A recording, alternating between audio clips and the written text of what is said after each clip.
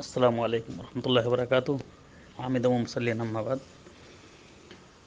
قال اللہ تعالی فی کلامہ المجید ان اللہ یأمرکم ان تؤدوا الامانات الی اہلها واذا حکمتم بین الناس ان تحکموا بالعدل ان اللہ نعم ما یعظکم به ان اللہ کان سمیعا بصیرا۔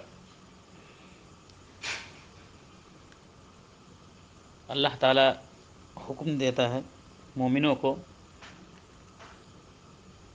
کہ جن کی امانتیں تمہارے پاس رکھی ہوئی ہیں ان کے اہل کو، امانت کے حقدار کو ان کا حق، ان کی امانت لوٹا دو۔ وَإِذَا حَكَمْتُمْ، اور جب تم فیصلہ کرو لوگوں کے درمیان، جب تمہیں حاکم یا فیصل مانا جائے، فیصلہ کرنے والا بنایا جائے، ان تحکموا بالعدل، تو تم عدل و انصاف کے ساتھ فیصلہ کرو۔ ان اللہ نعم ما یعظکم بہ، بے شک اللہ تعالی جو تمہیں نصیحت کرتا ہے وہ تمہارے لیے بہت بہتر ہے۔